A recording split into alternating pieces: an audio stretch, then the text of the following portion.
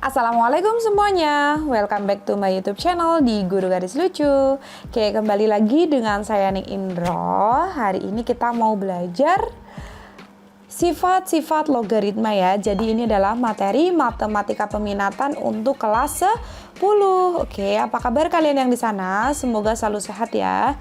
Jangan lupa untuk berolahraga biar sistem imun kalian tetap terjaga, dan jangan lupa juga untuk makan yang teratur, makan yang sehat ya, soalnya kan masih masa kayak gini. Nah, kemudian buat kalian yang mau keluar rumah juga jangan lupa untuk selalu memakai masker, kemudian jaga jarak, jaga hati, enggak ya, silakan jaga jarak di kerumunan, dan jangan lupa untuk selalu mencuci tangan. Oke, buat kalian yang sudah sampai sini, jangan lupa subscribe, like, dan share video-video kakak biar kakak lebih semangat lagi untuk membuat video dan kalian tidak tertinggal video-video kakak selanjutnya, seperti itu ya. Nah, langsung aja kita mulai ya, biar tidak terlalu lama. Kita akan belajar sifat-sifat logaritma. Oke, ini adalah video part kedua ya. Jadi di part pertama kakak sudah membahas 3 sifat logaritma. Yang pertama, bagi kalian yang tertinggal mungkin ucuk-ucuk sampai sini ya, kalian kalau mau lihat video kakak sebelumnya silakan kalian cek di description box ya, sudah kakak kasih linknya di situ. Oke, semangat. Nah, kemudian kita akan belajar sifat-sifat logaritma. Hari ini di video kali ini berarti sifat yang keempat dan sifat yang kelima. Oke, sebelum itu saya ulang dulu sifat yang ke-1 sampai sifat yang ke-3. Oke, sifat yang pertama adalah sifat-sifat dasarnya dulu ya. Ini belum sifat yang operasi. Sifat dasarnya itu adalah ketika kalian mempunyai mana ini? Wah. Oke, ini ya. Sifat dasarnya adalah yang pertama A logaritma A. A logaritma A berarti jika ada suatu angka di sini juga ada angka. Ini angkanya di pojok ya, teman-teman ya.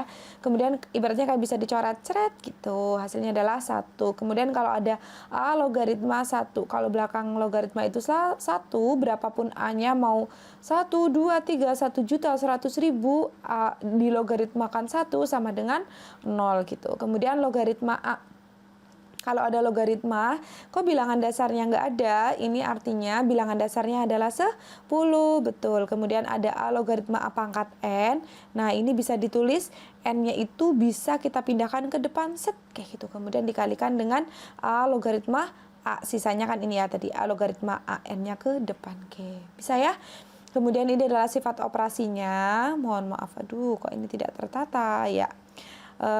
Ini di video yang kemarin ya, sifat yang ke-1, 2, dan 3. Jika ada perkalian, maka dia berubah kayak bisa didistribusikan gitu loh logaritmanya jadi penjumlahan. Kalau ada pembagian jadi pengurangan. Ya udah tinggal atas dikurang yang bawah, logaritmanya didistribusikan. Kemudian kalau ada seperti ini, belakang punya pangkat, depan punya pangkat.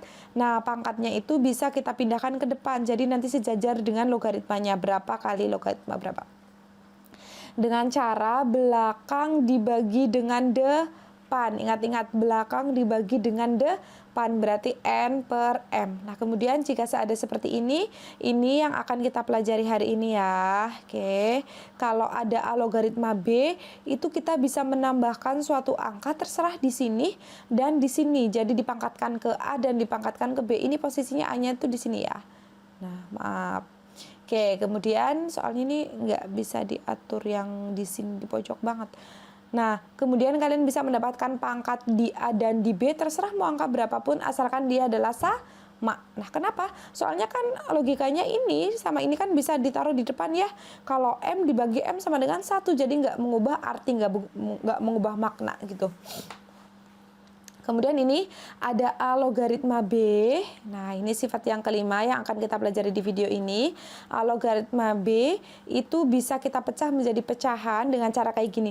Logaritma yang belakang dibagi dengan logaritma yang depan. Berarti logaritma B dibagi dengan logaritma A. Kemudian ini siapa ini C? C itu adalah suatu angka, terserah kalian mau menambahkan angka berapapun, yang penting dia sama kayak gitu. Misal di sini tambahin 3, 3, 5, 5 ya boleh, nanti sesuai kebutuhan di soal saat menyelesaikan ya.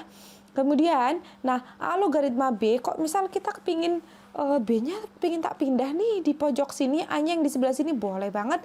Silakan kalian pindah, tapi asal dengan syarat ketika kalian sudah memindahkannya, dia menjadi 1 per, kayak gitu. Mudeng ya, kayak konsepnya kayak pangkat negatif gitu. Di atas misal negatif, pingin positif ya udah tinggal dikebawahin kayak gitu. Ini juga A logaritma B, pingin B-nya yang di sini belok A, ya silakan tinggal dibuat 1 per gitu, oke? Nah, kemudian sekarang kita mau menyelesaikan contoh contoh soal untuk sifat nomor 4 ya. Oke, di situ ada A logaritma B sama dengan A pangkat M logaritma B pangkat M. Oke, kenapa bisa seperti itu? Jadi langkah pertama adalah seperti ini, kalian punya 4 logaritma 36 dikurangi dengan gini. Di sini bilangan dasarnya 4, di sini bilangan dasarnya 2. Jadi konsepnya adalah kalian pingin 2 ini berubah jadi 4. Kayak gitu, biar sama bilangan dasarnya. Jadi gini ya teman-teman, untuk menyelesaikan soal logaritma itu banyak caranya. Jadi jangan terpaku, wah caranya kakakku kayak gini, cara temenku kayak gini, cara bu guru kayak gitu. Nah, jadi cara pak guru kayak gitu, caranya doi kayak gitu. Ya, jadi banyak cara untuk menuju penyelesaian, untuk menemukan penyelesaian di soal logaritma kayak gitu. Asalkan cara kalian sudah sesuai dengan konsep-konsep dasar yang sifat operasi yang ada dan konsep dasarnya. Nah, itu berarti betul. Jadi tidak saklek harus dengan cara ini kayak gitu. Jadi kalian harus kreatif, terserah mau pakai cara yang mana senyamannya kalian gitu ya. Kemudian di sini konsepnya adalah kakak kepingin 2 ini biar bilangan dasarnya sama dengan yang sebelah sini, 4 gitu. Nah, caranya kan berarti 2 dipangkatkan dengan berapa tuh supaya jadi 4? Nah, awalnya kan kalian punya kayak gini ya, 2 logaritma 3. Nah, tapi kakak pingin 2-nya itu supaya jadi kayak 4 kayak gitu. Berarti kan 2 supaya menuju 4 dia dipangkatkan dengan 2, gini ya, 2 pangkat 2 kan 4. Nah, akibatnya jika si A-nya ini dipangkatkan dengan M, maka si B-nya ini juga harus dipangkatkan dengan M. Berarti 3-nya ini juga harus dipangkatkan dengan 2. Gini, paham ya?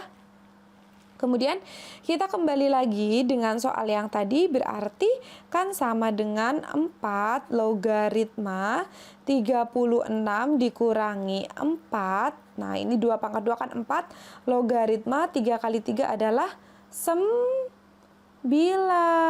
Oke, kemudian sama dengan 4 logaritma 36, karena pengurangan itu adalah berasal dari sebuah tadi sifat dasar yang nomor 2, berasal dari sebuah pembagian. Ini tinggal bisa disingkat karena bilangan dasarnya udah sama nih.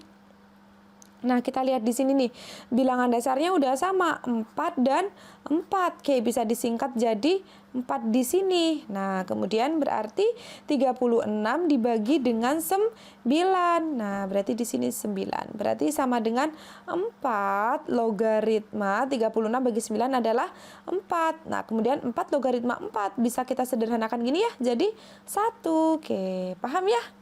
Kecepatan nggak kakak? Di-pause dulu kalau kecepatan atau tertinggal ya. Kemudian next ini adalah sifat yang terakhir di video kali ini ya. Jadi sabar, video kali ini hanya sedikit. Nah, nih kalian punya A logaritma B. Nah, bisa dijadikan logaritma belakang dibagi dengan logaritma depan. Gini ya, di sini C-nya boleh ditambahkan berapapun.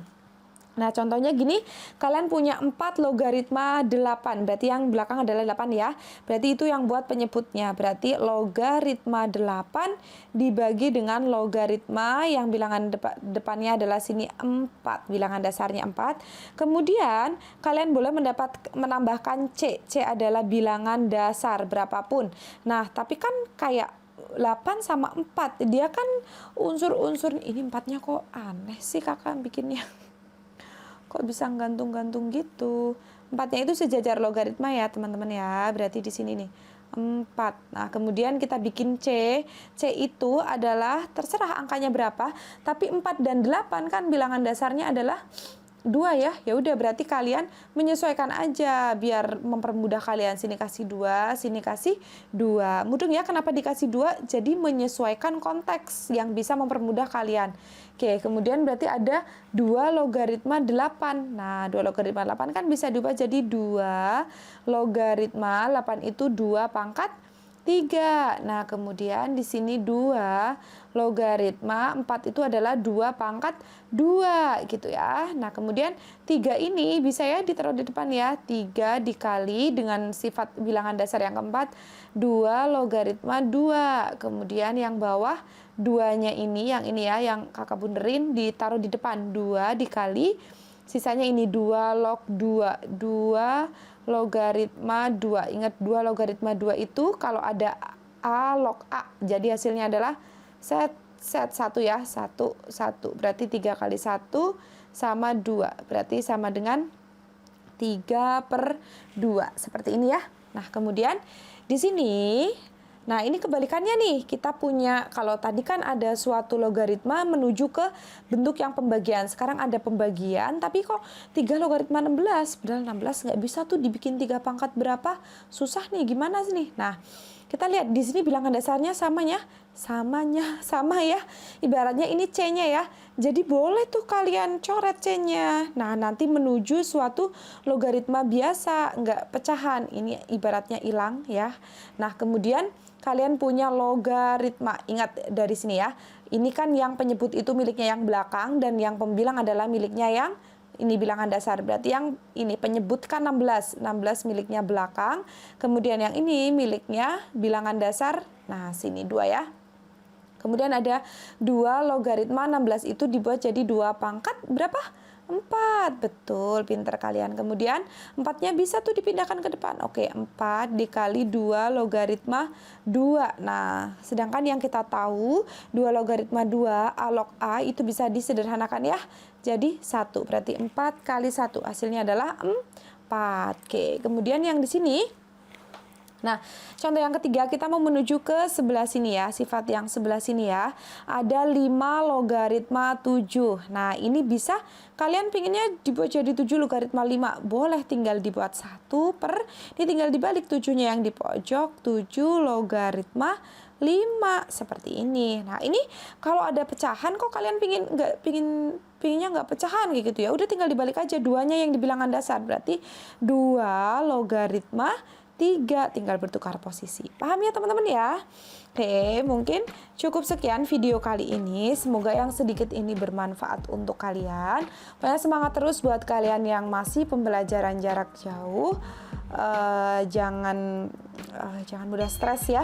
Jaga terus selalu kesehatan kalian.